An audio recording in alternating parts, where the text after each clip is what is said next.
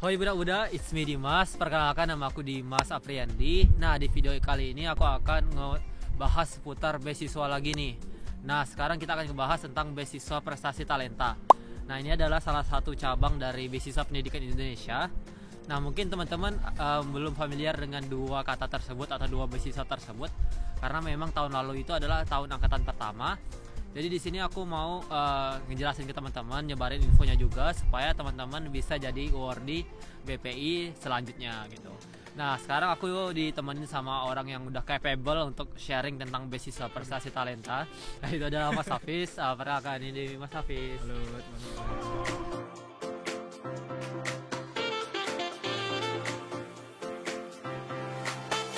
Nah, mungkin Mas Hafiz bisa perkenalkan diri. Ya, perkenalkan, nama aku Hafiz. Di sini lanjut studi sebagai master student di Mechanical of Engineering University of Twente. Oke, nah jadi Mas Hafiz adalah awardee dari beasiswa prestasi talenta dan sekarang lagi mengemban master degree di prodi Mechanical Engineering. Oke. Nah, jadi sebelum itu Mas Hafiz S1-nya apa kemarin? Dulu S1-nya aku ambil teknik dirgantara di ITB Bandung. Terus di sini lanjutnya S2 di teknik mesin. Oke, nah jadi ke teknik mesin. Nah, jadi kan Mas Hafiz kan awardee beasiswa prestasi talenta. Yeah. Nah, berarti orang yang berprestasi kan. Nah, jadi Amin. Nah, jadi setiap beasiswa pendidikan Indonesia ini kan punya banyak cabang. Salah satunya cabangnya adalah beasiswa prestasi talenta. Yeah. Selain itu kan ada beasiswa dosen, beasiswa calon dosen, beasiswa pelaku seni, dan masih banyak lagi gitu. Nah, jadi sekarang kita ngebahas apa sih bedanya beasiswa prestasi talenta sama yang lain. Nah, mungkin Mas Hafiz bisa jabarin. Oke, kalau dari kan BPI itu kan punya beberapa skema ya. Kalau misalnya Mas Dimas kan skema calon dosen, terus ada skema dosen juga, dosen PTN atau PTS. Nah, kalau yang aku daftarnya itu skema prestasi talenta. Jadi prestasi talenta ini ditujukan buat teman-teman mahasiswa yang pernah memenangkan lomba nasional, either juara 1 atau 2 atau 3 dari lomba-lomba yang pernah diadain oleh Puspresnas atau Pusat Prestasi Nasional. Oke. Nah, selain lomba nasional, teman-teman juga bisa setidaknya pernah menang di lomba internasional. Misalnya ada juga dari awardee BPI Talenta itu kemarin menang lomba conference di luar negeri. Itu juga bisa daftar juga. Menang lomba conference berarti kayak papernya bagus terus Terus dia present di conference-nya tersebut. Oke. Itu juga bisa eligible untuk daftar beasiswa prestasi talenta. Oke. Nah, jadi kan kalau beasiswa prestasi talenta kan kita tuh misalnya punya banyak prestasi tapi kita nggak tahu apakah prestasi itu eligible atau enggak. Nah, cara untuk cari tahu eligible atau enggaknya melalui apa? Nah, seperti yang tadi udah aku sebutin, lomba-lomba untuk yang nasional ya, lomba-lomba itu atau kompetisi yang diadain oleh Pusat Prestasi Nasional. Misalnya ada kontes robot terbang Indonesia, ada kontes robot Indonesia juga, kemudian ada PIMNAS juga kalau misalnya Mas Dimas pernah dengar yang Pekan Ilmiah Mahasiswa Nasional, kemudian ada kontes mobil hemat energi, atau masih banyak lagi kompetisi-kompetisi lainnya. Mungkin teman-teman bisa cek juga di websitenya Kemdikbud, search aja di Google bisa Puspresnas gitu. Nah, di websitenya itu ada lomba-lomba atau kompetisi yang diadain oleh Puspresnas. Dan misalnya teman-teman menang juara 1, 2, atau 3 di kompetisi tersebut, teman-teman eligible untuk daftar skema prestasi talenta. Oke, great. Nah, kalau juara harapan 1 nggak bisa? Oke. Jadi pakai nawar. Nah, jadi dan juga prestasi itu nggak harus relevan dengan master degree-nya kan? Iya, jadi kalau misalnya dari buku panduan beasiswa BPI Talenta itu teman-teman yang menang lombanya itu nggak harus linear dengan tujuan program studi yang kalian daftar. Jadi misalnya aku pernah menang lomba debat ya, kemudian aku daftar beasiswa ini untuk lanjut studi Mechanical Engineering, itu boleh. Oke. Nah, jadi teman-teman mungkin ada yang nggak relevan bisa dimasukkan prestasinya sebagai syarat pendaftaran beasiswa prestasi talenta tersebut. Okay. Nah, setelah kita tahu beasiswa prestasi talenta itu apa, nah kita cari tahu nih sebenarnya dokumen apa ataupun persyaratan apa supaya kita bisa daftar. Nah, dokumennya itu apa aja? Oke, kalau dokumen mungkin yang secara general ya, yang secara general, karena pas itu kita tahun pertama juga, jadi BPI itu baru buka satu batch. Mungkin agak beda sedikit dari LPDP yang kan ada 2 batch ya tahun lalu, batch pertama dan batch kedua. Nah, kalau batch keduanya LPDP kan kita boleh daftar tanpa LOA unconditional. Nah, kalau kita hanya satu batch, jadi syarat utamanya itu harus punya LOA unconditional. Ya. Kemudian setelah LOA kita ada sertifikat bahasa Inggris juga, bisa IELTS, bisa TOEFL. Ya. Kemudian ya yang dokumen-dokumen general kayak misalnya esai gitu. Oke, nah jadi yang pertama tuh LOA unconditional, jadi syarat pendaftaran atau surat penerimaan dari universitas tersebut bahwa mereka menerima kamu menjadi master student mereka gitu. Unconditional tuh artinya nggak ada syarat lagi gitu, udah fulfill semua persyaratan yang harus kita penuhi untuk daftar master student tersebut gitu. Nah, perbedaannya dengan LPDP adalah kita tuh udah harus keterima duluan, sedangkan LPDP tuh bisa kita daftar beasiswa dulu, habis itu nyari surat penerimanya nanti. Nah, jadi buat teman-teman yang mau daftar udah bisa dipersiapin mungkin dari sekarang surat penerimaan tersebut. Jadi pas beasiswanya buka, kita tuh udah siap semua dokumen-dokumennya. Terus yang kedua tuh kan ada surat bahasa Inggris, Sertifikat bahasa Inggris. ya. Minimal tuh IELTS 6. Kalau minimal IELTS untuk beasiswanya 6,5. 6,5. Cuman perlu coba diperhatiin lagi kalau syarat tiap kampus kan bisa beda-beda. Ada yang kurang dari 6,5, ada yang lebih dari 6,5. Jadi itu juga harus cari tahu juga. Ya kan, kalau ada yang kampus minimal 7 gitu, Ya, tergantung kampusnya lah. Tergantung kampusnya. Cuman untuk beasiswanya sendiri minimal 6,5. Ya, seperti itu. Nah, setelah kita punya dokumennya, persyaratan ataupun tahapan seleksinya itu seperti apa? Kalau tahapannya untuk yang beasiswa prestasi talenta itu ada 2. Yang pertama seleksi administrasi. Ya, kita ngumpulin dokumen-dokumen gitu, pengumpulan administrasi, kita apply. Terus kalau misalnya kita lolos seleksi administrasi itu, kita lanjut ke seleksi wawancara. Oke. Nah, jadi setelah wawancara, kalau misalnya dinyatakan lolos, nanti kita dinyatakan sebagai awardee. Oke. Nah, tahapannya cuma 2. Yang pertama ada seleksi dokumen prestasi kamu, dokumen LOE, terus esai kamu juga gitu. Sertifikat IELTS juga bahasa Inggris.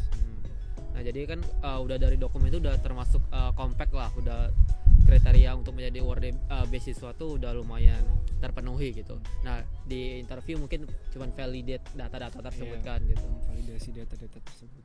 Oke. Nah, itu persyaratannya seperti itu. Buat teman-teman yang mau daftar, silakan nanti bentar lagi buka dan bisa cek di Instagram awardee BPI, dan juga di websitenya juga ada Beasiswa Pendidikan Indonesia. Nah, sekarang kita akan cerita-cerita tentang setelah menjadi awardee BPI. Nah, ada nggak sih yang kamu alamin perbedaan belajar di Indonesia sama belajar di Belanda? Bedanya apa? Kalau mungkin sama kayak teman-teman di Belanda yang lain ya, kayak cerita-cerita teman-teman di Belanda yang lain. Mungkin bedanya kalau pas di kelas tuh bedanya di Indonesia kan kita kalau misalnya dosennya nerangin, kita ya udah gitu ya, nurut gitu, kayak ngikutin belajar mereka gitu. Kalau misalnya dosennya bilang apa, kita tuh jarang mau untuk interupsi atau menyanggah apa yang dikatakan dosennya gitu. Nah, kalau yang di sini itu biasanya kalau misalnya dosennya menjelaskan sesuatu, terus misalnya dari mahasiswanya ada yang merasa bingung atau nggak setuju sama yang diomongin sama dosennya, tuh langsung interupsi gitu. Jadi kayak bahkan tanpa angkat tangan gitu, jadi kayak langsung tanya gitu kan, kayak ngajak gelut ya. Ya, aku juga pertama kali ngeliatin kayak, wah ini kok pada berantem gitu kan. Dan itu ngerasa wajar-wajar aja kan? Jadi kayak itu ternyata hal yang lumrah di sini gitu. Jadi kayak tiba-tiba mereka jawab gitu. Kalau biasanya kan kita di Indonesia kan angkat tangan dulu, terus nunggu dosennya ngelihat ke kita dulu baru kita ngomong kan. Kalau misalnya di sini lagi jelasin gitu, misalnya di papan tulis atau di layar, tiba-tiba langsung aja ada yang nyaut gitu. Iya, benar. Langsung gitu. Terus juga ngerasa gini nggak sih yang tata krama ya? Kalau tata krama di Indonesia sama Belanda kan beda kan. It doesn't mean tata krama di sini bagus atau itu cuman masalah budaya aja Iya, kan. masalah budaya. Nah pas di sini tuh aku tuh selalu confirm semua hal yang aku lakuin ke kawan aku, soalnya misalnya kalau di Indo kan minum nggak boleh, Iya. jadi aku boleh minum nggak sekarang, aku harus memastikan itu semua, takut nggak sesuai sama budaya di sini kan. Iya. Misalnya aku minum aku tanya dulu, misalnya mau ke WC aku harus tanya dulu, Iya. ini bener gak makan boleh kan, kan kita boleh semuanya kan. Nah itu salah satu yang kayak sebenarnya ngebuat perkuliahan jadi lebih ini sih, jadi santai gitu kan. Tapi kadang-kadang aku selain konfirmasi ke temen juga ngeliatin sekitar sih mas, kayak misalnya di ruangan nih Ya. ada larangan misalnya makan nggak boleh makan tapi boleh minum kan. Ya. Terus melihat di dalam tuh ada aja orang yang misalnya makan gitu, atau misalnya tiba-tiba ke toilet langsung aja pergi gitu kan. Ya. Atau misalnya sesuatu hal apalah itu yang di kelas yang kita kira nggak boleh kita lakuin, ternyata ada orang lain lakuin, berarti nggak apa-apa deh. Iya, kayak gitu. Jadi kayak ngeliatin perilakunya orang-orang aja sih kalau aku kayak gitu. Kira-kira mereka ngelakuin seperti ini, jadi sepertinya boleh, atau mungkin aku harus seperti itu juga. Iya Jadi, gitu. Karena itu juga salah satu yang buat challenging buat awardee yang pergi ke luar negeri kan, kita harus menyesuaikan budaya juga kan di sini kan. Jadi jangan sampai kita datang ke rumah orang terus kita selonongan gitu lah, aur-auran, nggak mempelajari budaya mereka gitu. Iya. Nah itu kan juga termasuk perbedaan budaya. Nah, culture shock yang Mas Hafiz alamin di luar dari pendidikan apa? Dari sehari-hari hidup. Kalau secara umum kayaknya sama ya, cuman mungkin yang aku lihat itu mereka ini sih kayak sangat menghargai orang-orang sepeda atau pejalan kaki sih. Iya. Kayak misalnya ya kita di Indonesia misalnya mau nyebrang nih, Iya. kita nyebrang gitu kan, kita tuh nunggu di pinggir jalan sampai misalnya mobil-mobil pada lewat. Iya. Walaupun itu misalnya dari jauh gitu ya, dari jauh ada mobil lewat, ya udah kita tunggu, diem dulu nunggu mobilnya lewat baru kita jalan. Iya. Nah kalau di sini itu kita kebalikannya. Jadi misalnya dari jauh ya mereka tuh mobilnya udah cepet banget. Iya. Terus kita nyebrang nih udah di ini, kita rasakan mereka kenceng banget kan speednya. Aku kira mereka bakal nyelonong aja, ternyata lama-lama pelan gitu mereka. Ke zebra crossnya tuh mendekati zebra cross, lama-lama mobilnya jalannya pelan, terus kita jadi awkward gitu, kita siapa duluan yang mau jalan nih. Ternyata emang di sini pejalan kaki sama sepeda itu diutamakan. Nah jadi itu strata di sini itu yang paling tinggi utama itu pejalan kaki. Jadi kita harus hormati mereka. Yang kedua itu yang naik sepeda, sebaru naik motor sama naik mobil. Jadi walaupun kita mobil itu udah deket, mereka pasti berhenti untuk nungguin kita jalan kan. Gitu. Jadi sebagai kita yang sering di Indonesia nungguin mobil yang lewat, bukan kita yang ditungguin gitu, jadi kayak awkward gitu kan, malah jadi nggak enak sama mobilnya karena sama-sama nunggu gitu. Iya. Nah, Mas Hafiz ada nggak saran buat teman-teman yang mau daftar beasiswa prestasi talenta? Apa sih yang harus mereka lakuin gitu? Ataupun kata-kata semangat lah untuk mereka semua ntar bisa nyusulin Mas Hafiz ke Twente atau enggak ke negara-negara lain gitu. Kalau dari aku, dari pengalaman persiapanku sih, yang paling lama itu sebenarnya sertifikat bahasa Inggris ya. Karena persiapan untuk dapat nilai yang cukup belajarnya kan, aja sudah belajarnya kan agak lama ya. IELTS itu. Jadi kalau dari aku sih persiapan IELTS-nya sih atau sertifikat bahasa Inggrisnya itu dari jauh-jauh hari. Sama LOA unconditional juga. Itu kan kita kampus itu feedbacknya kan kita nggak tahu berapa lamanya ya, walaupun di websitenya kira-kira ada estimasi waktunya, cuman kita kan nggak bisa memastikan juga, takutnya bentrok sama timelinenya BPI gitu. Siapa tahu kita udah ada waktunya penutupan daftar BPI tapi kita belum menerima balasan dari univnya gitu kan, takut juga kan. Makanya kalau bisa dipersiapin matang-matang sih untuk dua hal itu, untuk LOA unconditional sama sertifikat IELTS-nya. Iya benar. Nah sertifikat bahasa Inggris kan pas kita tes kita tes hari ini, besok udah keluar kan hasilnya. Kita harus nunggu sebulan lagi kan. Dua minggu sampai sebulan. Nah, itu tuh yang yang was-was juga tuh. Kemarin tuh aku juga mau daftar, terus udah mau deadline tapi belum keluar sertifikat bahasa Inggrisnya, dan aku juga gak tahu itu memenuhi standar atau enggak gitu. Nah jadi lebih baik daftar sebelum hari H juga gitu.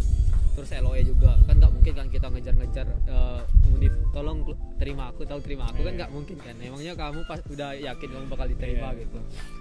Nah ya beda-beda sih univnya itu, jaraknya estimasi feedback LOA-nya itu kapan, dia harus disiapin juga. Nah mungkin sekian untuk video pada hari ini. Mas Hafiz ada tambahan lagi? Untuk apa ya, mungkin teman-teman yang pernah ikut lomba yang dari Puspresnas atau International Conference gitu pernah menang, itu aku saranin daftar aja karena itu ini adalah salah satu apa ya, opportunity yang besar juga, dan saingannya kan nggak terlalu sebanyak yang lain. Ya nggak sebanyak yang lain karena udah cukup spesifik gitu. Begitu juga dengan beasiswa pendidikan Indonesia dari yang lain, skema yang lain, misalnya calon dosen yang seni kan nggak semua orang berseni kan. Iya. Kan aku nggak bisa nyanyi, nggak bisa nari.